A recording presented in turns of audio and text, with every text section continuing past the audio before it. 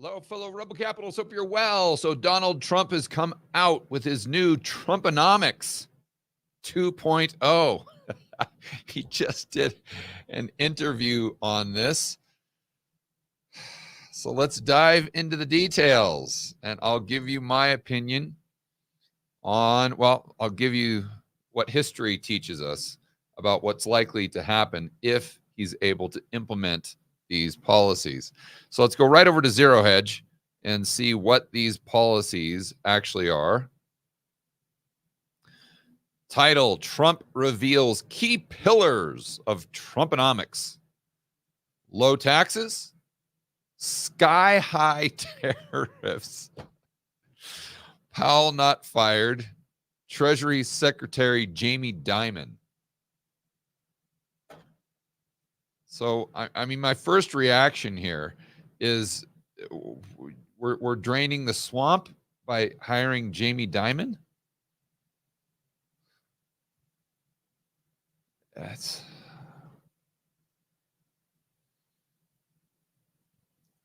I know a lot of people are huge Trump fans, and if given the choice between Trump and Biden, I mean, come on, the choice is obvious, right? You're going to choose Trump.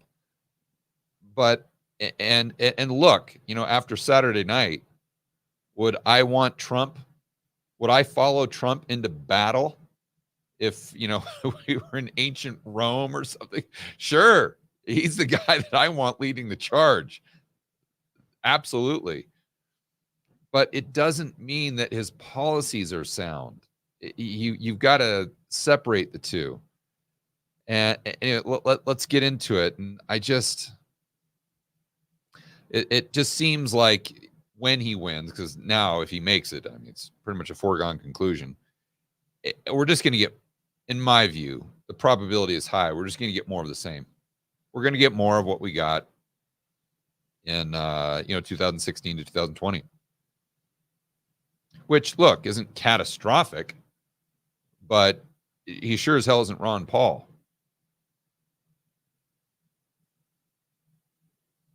And on net balance, I would say his policies, well, on what would I say on net balance? Let's go through this, and then I'll try to wrap things up at the end and go through kind of a cost-benefit analysis, trade-offs, and then summarize with on net balance if this is positive or negative. Because there's some good things, there's some bad things, as you would expect.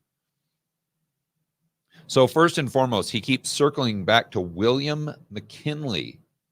Now, I didn't know this about McKinley, but he was a big tariff guy. And I pulled up an article that we're going to reference here. And then I actually pulled up the CPI from the late 1890s and early 1900s when he implemented these tariffs. So we can kind of get an idea of what happened there. Now, to compare the 1890s to the 2020s is extremely difficult. I mean, I'm not saying that they worked back then, but here's what I will say.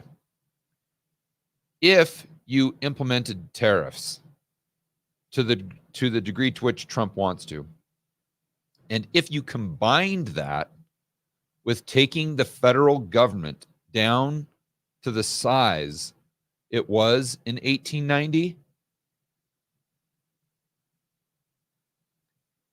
I still wouldn't really be in favor of tariffs, but I would say they're probably not that bad.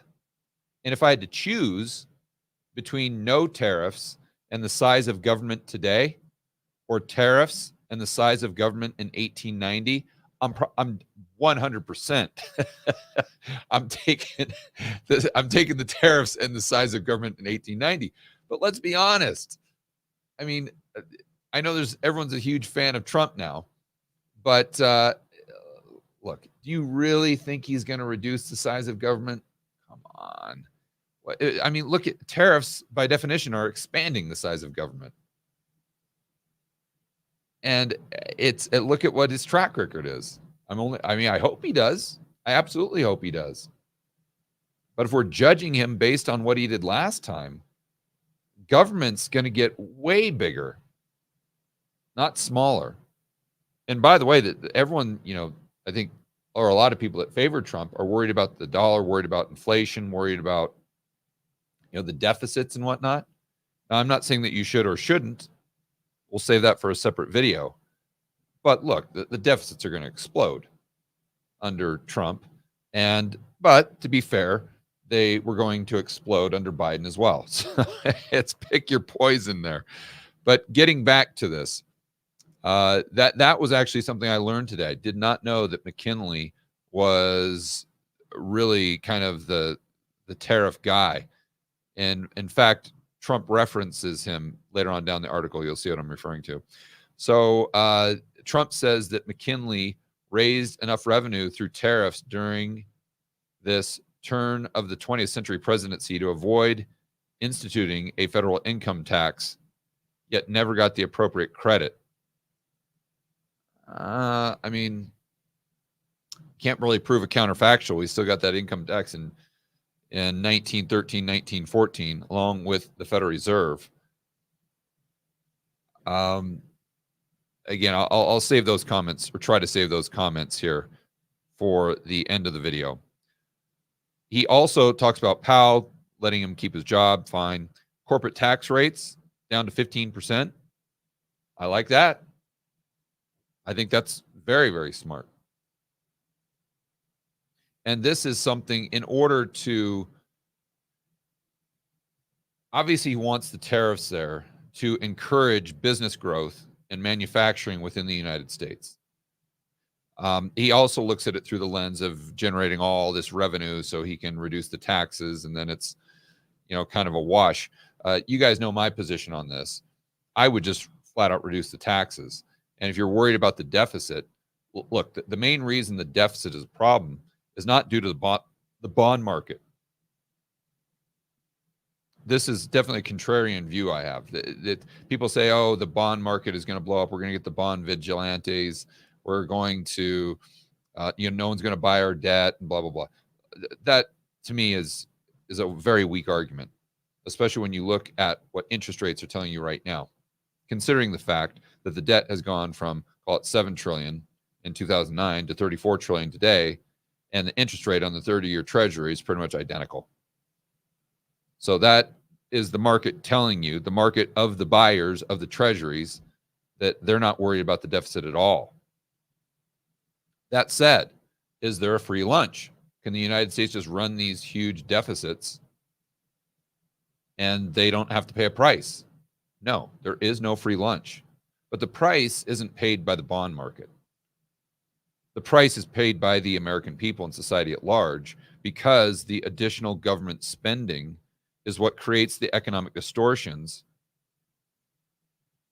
which deteriorate the economy and which lowers the standard of living. So let's look at the cerveza sickness as an example. Did we have an issue with the bond market? No. And they took the debt in 2019 from 22 trillion up to 34 trillion. And regardless of whether you think there's going to be a debt crisis in the next year or 5 years or whatever, the bottom line is we didn't have it. That's undebatable. It's just empirical. We did not have a debt crisis from 2020 to 2024. But does that mean that the government spending did not impact the U.S. economy? Does that mean that we had a free lunch? Does that mean that we spent all that money and we came out unscathed and we didn't have to pay a price? Absolutely not. What was the price we had to pay? We had to pay the price, quite literally, in inflation, but figuratively speaking, we had to pay the price through the lower standard of living that was created by that government spending to begin with.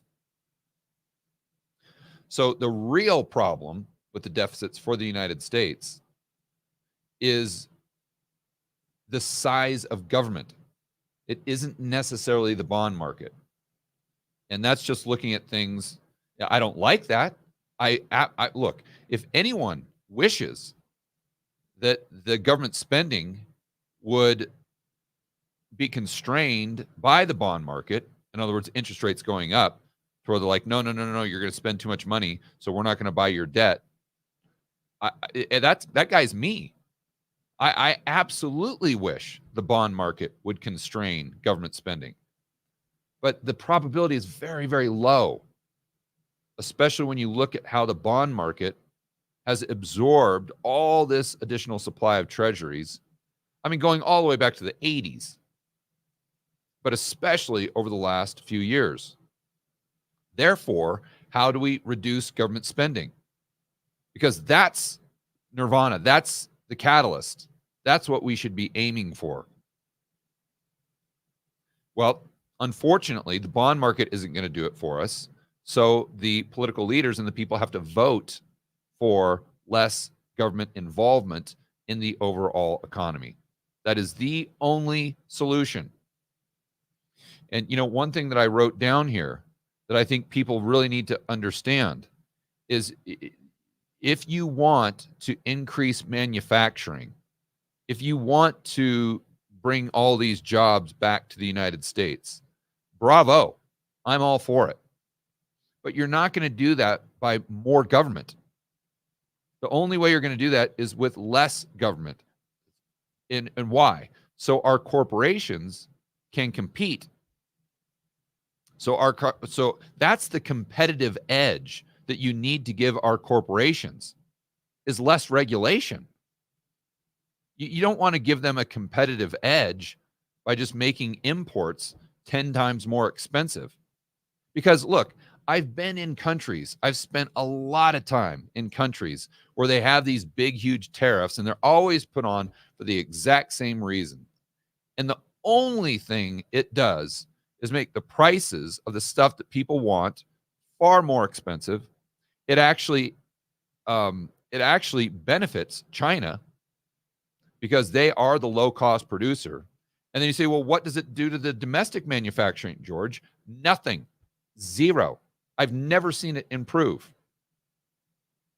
Why is that? Because then the domestic producers sit back and say, now the government has given us this competitive edge, so we don't have to get better. In fact, we can get a lot worse. We can just let the quality of our product go straight down the toilet. And it doesn't matter because people are still going to buy our crap because the cost of the alternative is too high. And who pays the price for that?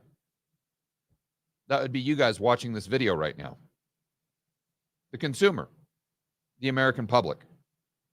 And this specifically, I'm talking about Ecuador. Now let's move to Colombia, where I am right now, where they've got tariffs, especially on automobiles and electronics. So what did that do? Did that make the auto manufacturing boom in Colombia? Now, it is true that they assemble some of those cars here, but I don't think that had much to do with the tariffs. And did that make the do we have an electronics manufacturing renaissance in Colombia? You guys know the answer? Of course not. What happened is now that same, let's say, what would be that same Toyota Camry that you buy in the United States for, let's say, $20,000 here in Colombia, that'll cost you $40,000. That same iPhone that you buy in the United States that costs you $1,000 here in Colombia, that'll cost you $2,000. So who is paying the price for those tariffs? That would be the Colombians.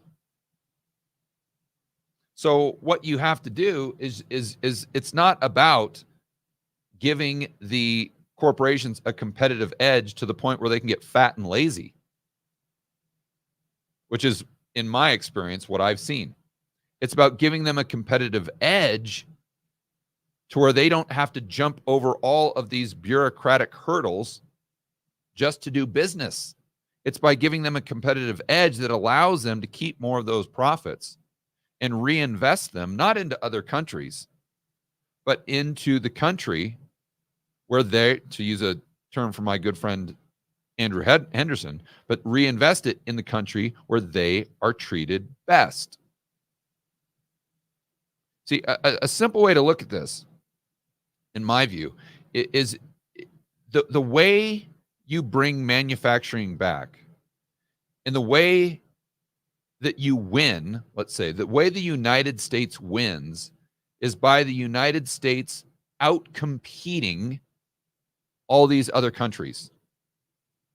It's not by out-governmenting them. You see, that's Trump's approach here. And look, that's all politicians' approach, because they want to be seen as the guy riding in on the white horse. I get it.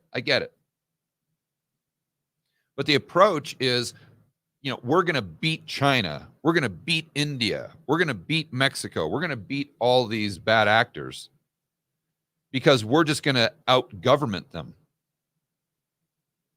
We're just going to have better government policies. All our governments are going to grow, but we're going to do it in the way that's really smart. We're going to do it in the way where we win. No. You don't out-government another country and leading to your success. You out-compete them. So what you have to do, and you can't out-compete them if all your corporations are getting fat and lazy. You have to out-compete them by giving every single competitive advantage that incentivizes those corporations to get lean and mean. And I don't know if you can show me an example in history, at least in my experience, the corporations don't get lean and mean, they get the opposite of that.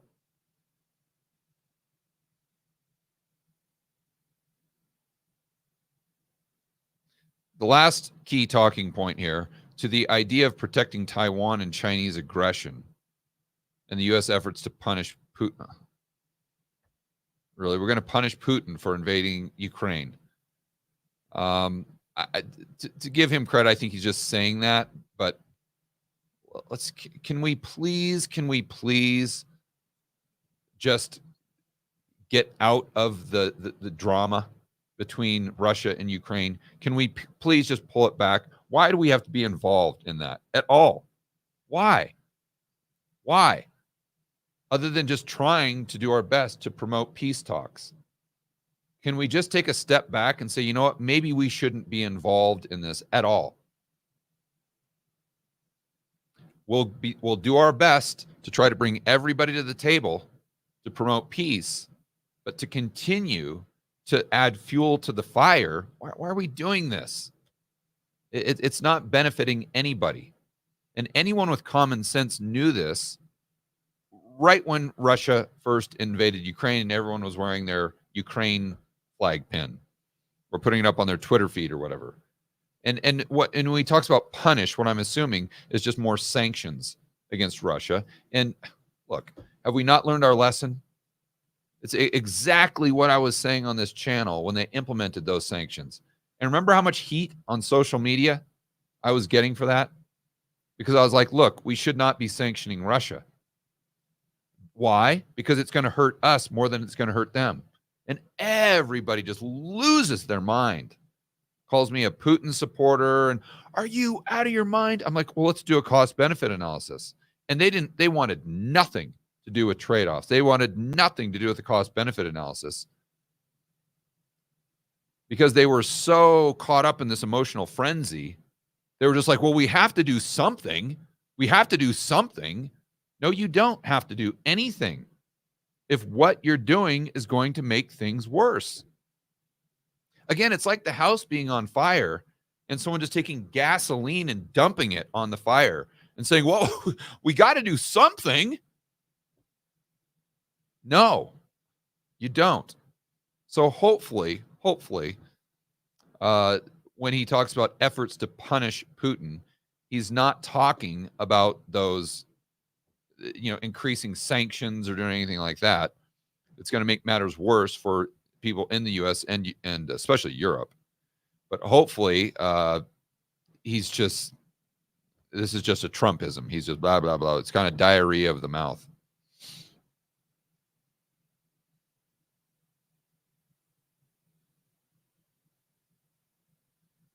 So then let's zoom in here on the economic policy inner circle. And this is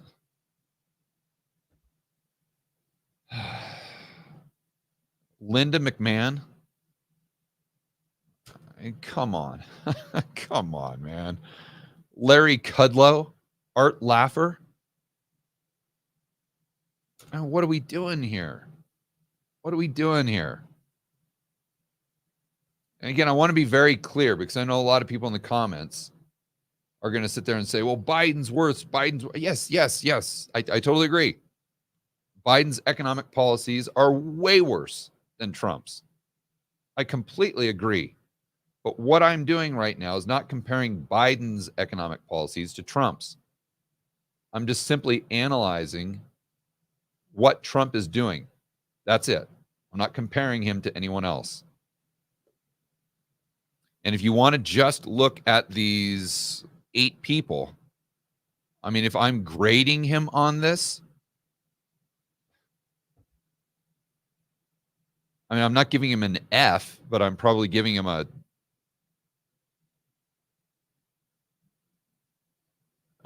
D plus, maybe. I mean, I'm struggling to give him a C. I don't know these other people, but just based on these small blurbs that I read the other day, I mean, I'm not putting them up there with Lynn Alden and Jeff Snyder. I can assure you of that. Why are we not getting someone that actually manages money? This is what I just don't understand. And what I mean by that is someone in there that over the last 2 or 3 decades, 4 decades, whatever, has actually paid a price for being wrong about economics. What price has Larry Kudlow paid for being wrong about economics? Assuming that he was wrong on something. He's paid no price. Any of these people. What price has Linda McMahon paid for having a bad economic policy? None. So if we're really out there being a champion of the free market, why would you not want someone or everyone in this inner circle of people to have had the experience of paying a price for being wrong? I mean, for heaven's sakes, get Gunlock in there. If you want someone more mainstream, if you're not going to go with Snyder or Lynn Alden, or someone that I would put right up there. And if you want more mainstream, just to get the credibility, fine, get Gunlock in there. At least he has that experience. Or someone like him, get Druckenmiller. I mean, even Jamie Dimon, although he's in the private sector, I mean, even he really doesn't pay a price for being wrong because he's the CEO of this company. And yes, he does manage things to a certain degree, but at that level, you're more, well, I shouldn't say you're more of a figurehead. He does matter, but not to the degree to which Stan Druckenmiller impacts the decisions of the hedge fund. Jamie Dimon is not paying the same price for being wrong that Stan Druckenmiller would.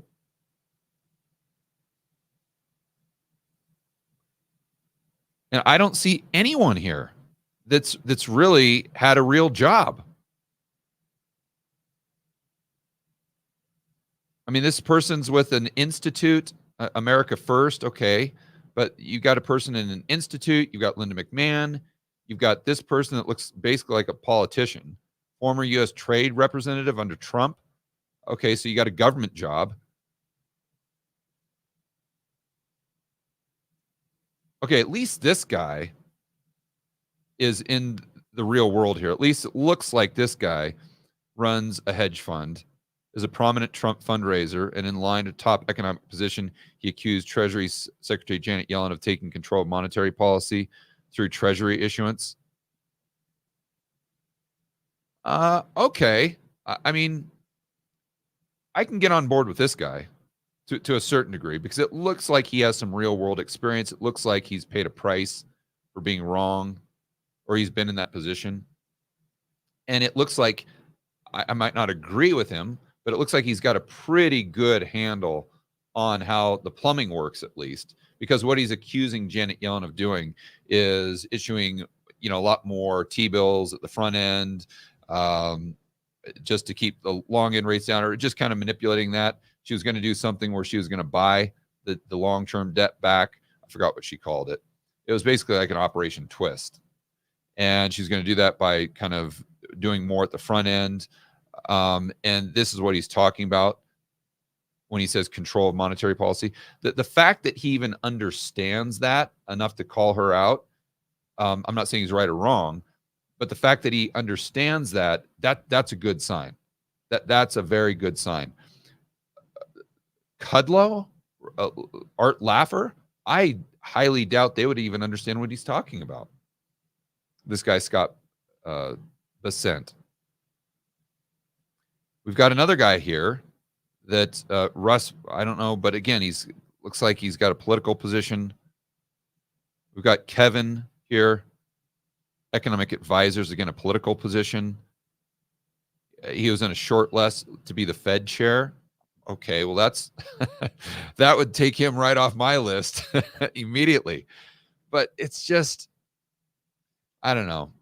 I guess the feeling I have is Trump could do so much better than this. So much better than this.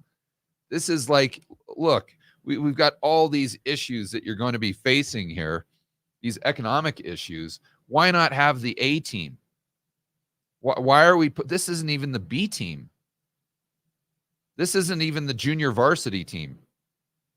These are people that are sitting on the bench for the junior varsity team. I just wish we would put our best foot forward here. We've got access to so many super, super, super smart people that understand not only economics, but the monetary system and the plumbing and all of these things, and that have proven that over years of outperforming the S&P 500, let's say. Well, why are we not leveraging those human resources? Why are we not leveraging that talent?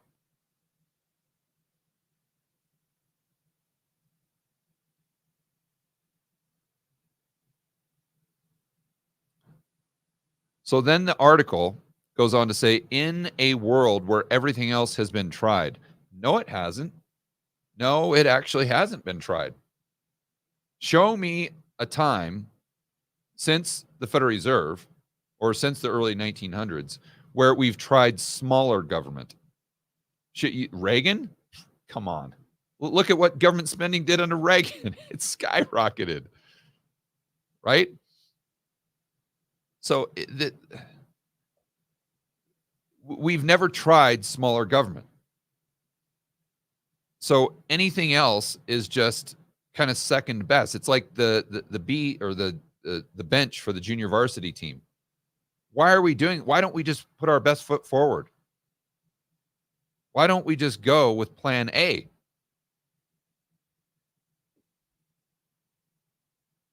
And then they say that this it has pushed U.S. debt to stratospheric levels and virtually assure the U.S. will lose the dollar reserve status in coming years. Okay. I'm not going to get into that on this video. Trump is betting that his unorthodox agenda of tax cuts, more oil, less regulation, high tariffs, and fewer foreign financial commitment will appeal to enough swing state voters to hand him the election. That I agree with. That I absolutely agree with.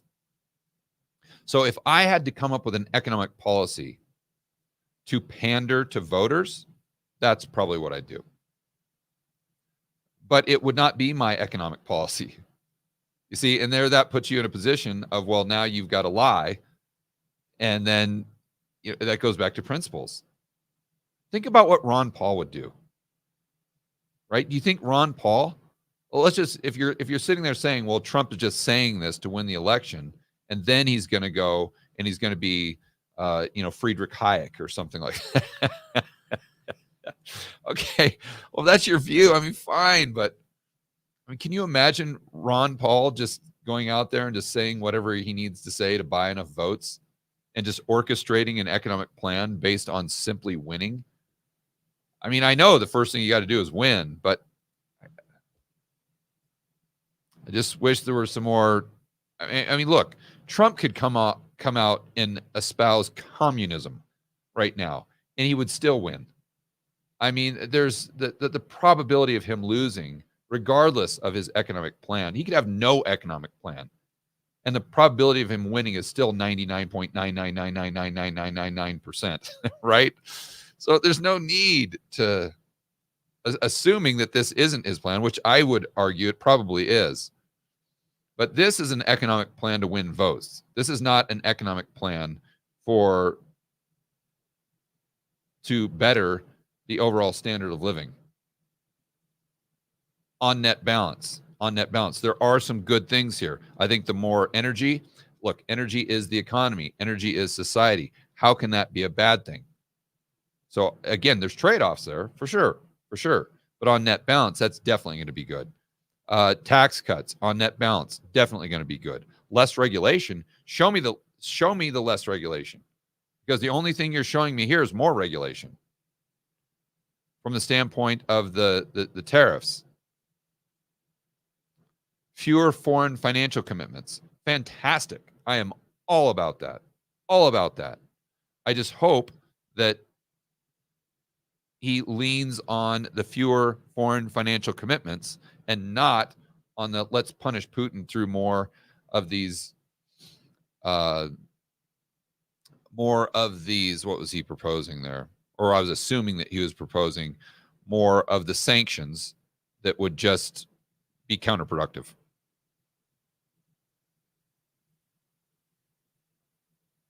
Other conservative policy entrepreneurs have been, now they're talking about the Fed.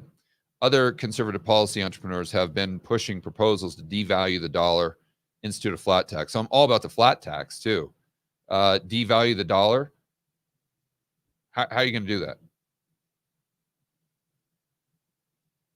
As if the value of the dollar has something to do with a lever that the central planners have. Show me that lever. You say, oh, well, lower interest rates. Okay, fine. Short term, interest rate differential, sure. Might be a tail, or might be a, we'll say a tailwind for devaluing the dollar. But over the long run, that ain't going to do it. You would have to have a mechanism for the Fed to bypass the trade. And oh, by the way, let's think about the whole tariff thing. Assuming that it does work, which it won't, but assuming that it does work and it brings all this manufacturing back, well, then what happens to the trade deficit? Well, the trade deficit would go down. We might even have a surplus. And you say, George, well, that's fantastic. I agree.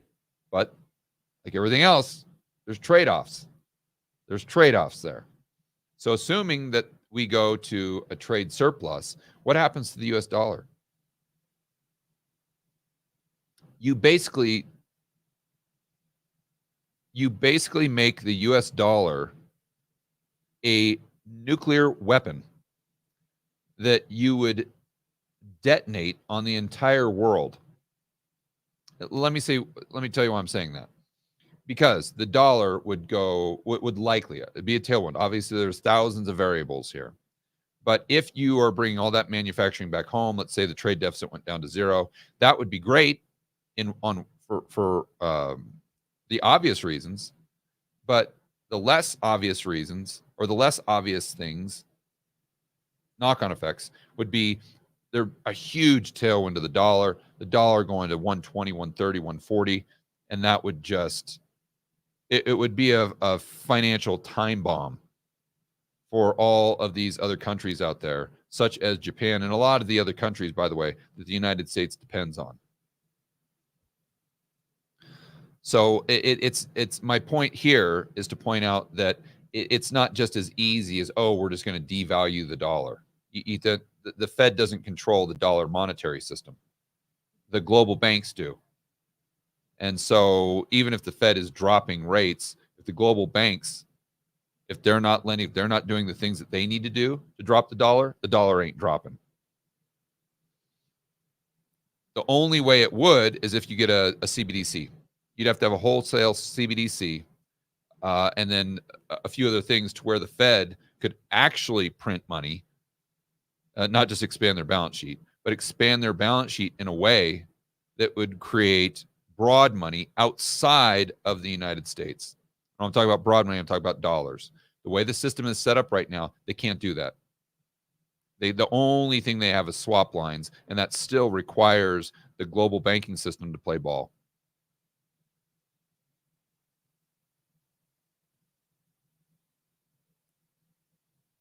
So then Trump says the Fed should abstain from cutting rates before November election and giving the economy and Biden a boost.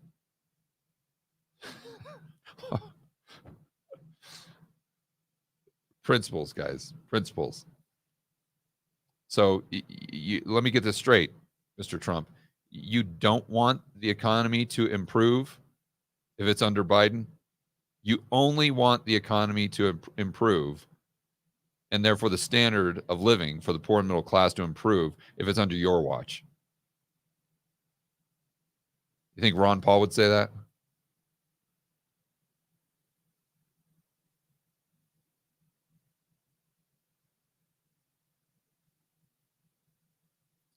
So inflation, a report from Peterson Institute estimates that Trump's tariff regime would impose an additional annual cost of $1,700. I think that's fair. Because China is not going to pay the tariffs. India is not going to pay the tariffs. Mexico is not going to pay the tariffs. The American consumer is. And even if you want to use the example I just gave you with Colombia and say, well, George, it's a lot different in the United States because we manufacture our own vehicles right here. We've got Ford, we've got Chevy, we've got all these things. Okay, that's fine. But let's look at all the other stuff that every single person watching this video buys from overseas. So if you go into your local Walmart, if you go into your local Target, if you go into your local Home Depot, Lowe's, I would be willing to bet 95% of what you see there is not made in the good old US of A. So then you say, okay, George, well, we want that stuff made in the USA. That's fine, but you're going to be paying a much, much, much higher price. And then it goes back to the whole, does inflation create deflation? From a standpoint of if the banks aren't playing ball, and if the banks aren't extending credit, unfortunately, in this debt-based monetary system, it's not that I like the system, it's that you have to analyze the probabilities of XYZ happening in the future based on the system you have, not the system you want. So unfortunately, right now, we have a debt-based monetary system. And in a debt-based monetary system, if the banks aren't playing ball, if they're risk off, if you have all of these tariffs increasing prices on all this stuff at Walmart, the American consumer is going to have to spend a lot less. They're going to have to spend, well, how should I say this? They're going to spend the same amount. They're going to spend their entire paycheck, but they're going to be buying a lot less stuff. That's the best way to say it. They're going to be robbing Peter to pay Paul. We talked about this. Or we talk about this in terms of energy. The stuff you need, price go up. The stuff you want, price goes down. But unfortunately, the price goes down over here, unemployment goes up. That impacts aggregate demand, which eventually brings the inflation level down. You say, George, that's great. We need the stuff that we buy every single day coming down in price. Well, that's great if the price declines are coming as a result of the supply increasing. But this would come as a result of demand decreasing. That's the bad kind of that's the bad kind of deflation.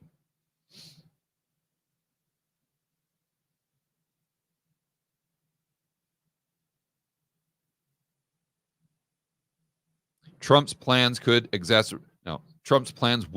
exacerbate the country's growing debt burden. But again, that's, in my view, and I know this is an unpopular view, but I'm not like Trump to the extent where I'm not going to tell you just what you want to hear. I'm going to tell you what I think is the truth. And if that means you're hitting the unsubscribe button or you're saying, George, I'm never going to watch another one of your videos, that's your decision. That's your decision. The bottom line is I'm going to sit here and tell you what I think is right, what I think is true. And if you like it, great. If you don't like it, that's your decision. But the bottom line is what I was saying there is the debt burden. Remember, the debt burden isn't from the bond market. The debt burden isn't that we're not going to be able to afford our debt, or we're not going to be able to afford to make the interest payment on the debt, or we're not going to be able to afford X, Y, and Z. No, there's going to be a buyer for the treasuries.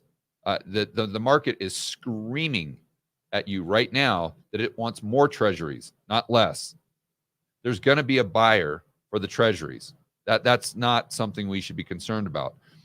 The debt burden comes in because it tells us the government is spending a lot more. The government is growing in size.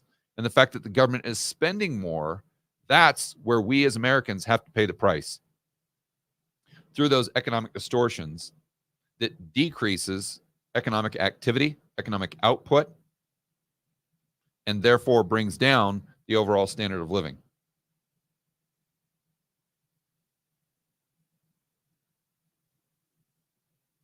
So here we talk, they talk about tariffs and foreign policy. It says, as President Trump shattered the long-standing Republican orthodoxy of free trade, he says he'll go further if reelected. To Bloomberg, he offered an impassioned defense of U.S. tariffs. He's been studying McKinley. Talked about that earlier. Trump dubbed him the tariff king. I don't know if that's something I want to be the king of, but okay. To make it clear, he intends to ratchet up levels, not just on China, but on the European Union. See, and here's where Trump just completely derails. McKinley made this country rich. No, he didn't. No, he didn't, Trump. There's no politician. There's no government body. There's no king or president or queen or governor that made a country rich. The people made the country rich. The people made America rich. The politicians just got in the way. My point is, we would have been a lot richer if not for the politicians, and I would argue that would include McKinley. Because at the end of the day, the litmus test for this is, am I creating an environment that is going to allow the entrepreneurs and the American people to achieve 100% of their potential? Am I creating that environment? If it's yes, then the people, you're just getting out of the way and let the people do what they do. But you see, the politicians don't like that, because then they don't get the credit. Because, oh, you're a do-nothing president. Yeah, that's the best one. That's the best type. And even if the argument is, well, the tariffs allow the American people to compete at a higher level, no, they won't. Because now that's like saying that UBI is going to make Americans compete at a higher level because they're going to have more purchasing power. No, it's not. It's going to make them fat and lazy. And I'm not saying that about the American people with terror. I'm saying the corporations, the businesses, it's going to make them fat and lazy. I've seen this over and over and over again, and I don't know why it would be different this time. Trump says, I can't believe how many people are negative on tariffs that are actually smart. Maybe that should give you a little bit of a hint. Geez. He says, man, it's good for negotiation. I've had countries that were potentially extremely hostile coming to me saying, sir, please stop the tariffs. Yeah, sure. Again, we're talking about trade-offs. I'm not saying that there are no positive outcomes from tariffs. Sure. That's weak thinking. What we do is a cost-benefit analysis. So we sit there and say the benefits of the tariffs are right here. Yeah, just name them. Bam, bam, bam, bam. It's not like there's no benefits. But then you have to do the costs. And then when you do the costs, what you'll likely find is that they far outweigh the benefits. So the benefit here is it gives you much more negotiating power. Okay, great. At what cost? At what expense? What are we going to have to pay for you, Mr. Trump, to have more leverage when you go to the negotiating table? And by the way, if you're that good of a negotiator, why do you need that leverage to begin with?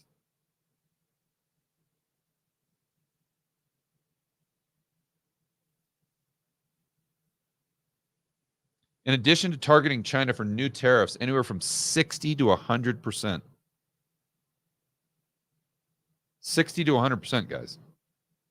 So those of you who depend on getting low prices at Walmart, those of you who depend, let's say you're a blue collar guy or gal, and you depend on, your job is landscaping, or your job is something out there where you're putting in some hard work, and you got to get your supplies from Home Depot. Just realize that most of what you buy under Trump will go up 60 to 100% if he gets his way. You can't just manufacture everything in the United States by flipping on a light switch. It doesn't work that way. I mean, you have to have supply chains. You have to have manufacturing plants. You have to have capital that's willing to invest in the United States for the long term. Because let's look, if you've got $10 billion that's required to build a manufacturing plant, it's going to take you 2 or 3 years to build it. And by the time you're done, Trump's out of office. And what happens if you get some socialist that just figures that they need that manufacturing plant more than you do? So you see, it's not like, oh, well, if we have these huge tariffs, then we're just going to produce every single thing that you see at Home Depot, Walmart, and Target. Well, we're just going to start producing that within the next 3 months. That stuff takes sometimes decades to come online. So to be clear, once again, I'm not saying there are no benefits. I'm saying you have to do a cost benefit. And there are a lot of costs that won't be absorbed necessarily by China, but will be absorbed by the American people. And you have to be realistic about it. You got to know what you're signing up for.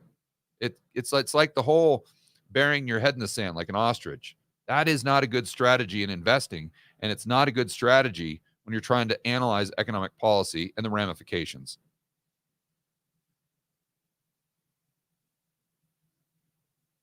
Then they talk about crypto, TikTok. I think this is pretty much, it's not very interesting to me, in my opinion. And then they summarize. Okay, so let's go over and look at, I thought this was really interesting.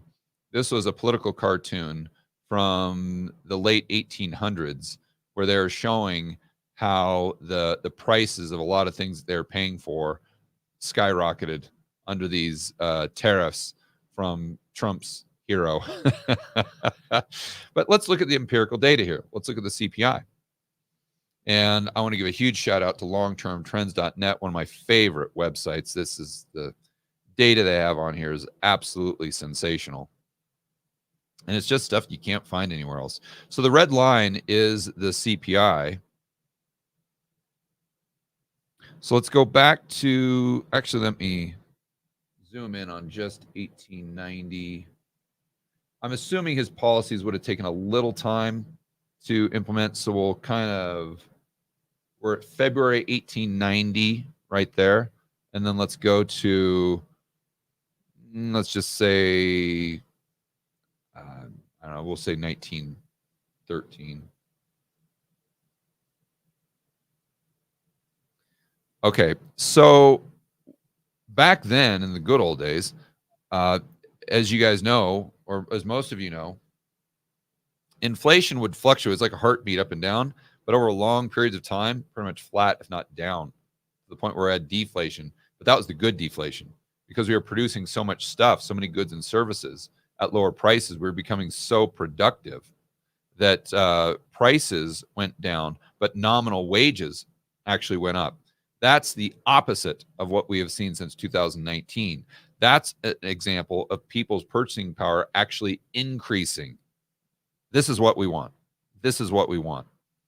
Now, keep in mind, the majority of that happened prior to 1890, although it still happened all the way up until pretty much the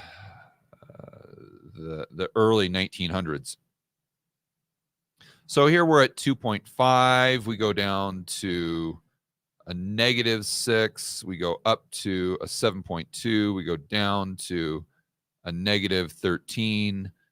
And then we're kind of flatline. Then 1900, we go up to 16.9 and then down. I would be curious if most of those tariffs started to bite in the late 1800s, or right around this time. That would make sense that the prices increased. But if they didn't, if they went into effect pretty much in 1890, then yeah, I would say they didn't really do much. I mean, I guess you could argue that prices are higher than they otherwise would have been, even in the years that they declined, but it sure as heck didn't produce hyperinflation. That's for sure. I mean, the only thing that you could maybe point out is right here from, why is it not giving me a date? It's right there, basically 1894 to 1900. We had substantial increases in, how should I say this? Because for a lot of that time you're in deflation, but we had the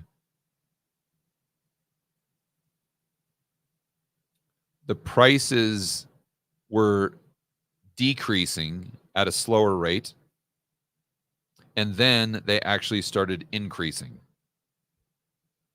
It gets a little tricky because, how do you say that you had higher rates of inflation when you still have deflation? It's the same thing as disinflation. So we had deflation. There you go. So we had deflation in the late 1890s, and then we had some good old-fashioned inflation going into 1900, which maybe the tariffs had an impact there.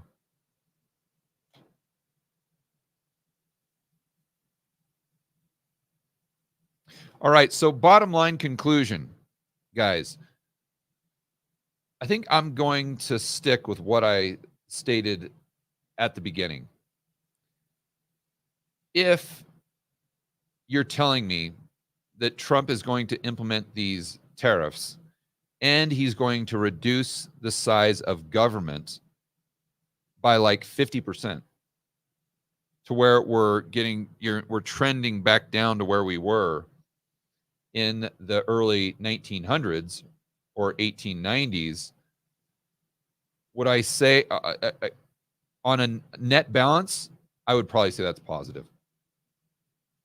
I would say that's positive. Because any net negative that you're going to have from those tariffs is going to be far, far outweighed by the net positives you would have by reducing the size of government to that degree. But then I would argue that it would be even more beneficial if you reduced the size of government by 50% and then just didn't do the tariffs. But to be fair here, if that's the policy on net balance, I would say that is a positive. Unfortunately, when just based on what he's done in the past, when Trump says he's going to reduce the size of government, to me, he's saying that he's just going to increase the size of government at a slower pace. So if you're increasing the size of government at a slower pace, plus the tariffs, I would say that's a net negative. Now, if you throw in the bringing down corporate tax rate to 15%, by itself, obviously a net positive, but it all depends on the regulatory environment. Because, like, let's take a country like Argentina, where it's massively overregulated. And obviously that's one of the reasons why they got into their hyperinflation problem. But very few people, I don't care what the tax rates are in Argentina, very few people pay the taxes. So effectively, the tax rates are extremely low. But the burden of government is so extreme that even with those lower taxes, the you don't get the animal spirits. You don't get the entrepreneurs at 100% producing goods and services, which at the end of the day is the measurement of wealth. That's what brings society up. So it's the 15% is great, but you'd have to combine that with less government and less regulation. If you combine that with more government and more regulation, well, you're going to detract, if not completely eliminate, the benefit that you would have otherwise had by those tax cuts and getting out of the way of those entrepreneurs that are there just chomping at the bit, just wanting to produce goods and services. So that's kind of how I see this. There's some good, there's some bad. The tariffs aren't great on my opinion, but I would go with the tariffs as long as I had the 50% reduction in government. I just highly doubt that's going to be the net result of this plan. And I just want to reiterate, because the way this is going to be sold to you guys, I can assure you, as though it's going to bring manufacturing back and it's going to give a competitive edge to our corporations. And that's a very, very low probability. What it will do is it will just make our corporations fat and lazy. They'll produce less stuff, and the stuff they do produce will be a lot lower quality. In my experience, in my travels all around the world, that's what I've seen with countries that implement these types of policies. All right. Enjoy the rest of your afternoon. As always, make sure that you're standing up for freedom, liberty, free market capitalism. And oh, by the way, if you want to know how I am playing Trumponomics 2.0 in my own personal portfolio, I'm going to be doing a webinar this Friday, 2 p.m. Eastern. You can attend that webinar by going to georgegamma.com/pro. You can do a $1 trial for 1 week, and then you can be a part of that webinar and watch it at your convenience. But I'm going to be going over everything that I'm doing in my portfolio now, not just due to Trumponomics 2.0, but probably more importantly, what's going on in the macroeconomic environment with these powerful economic indicators, such as the yield curve uninverting. We did that story just yesterday. All right, guys, see you in the next video.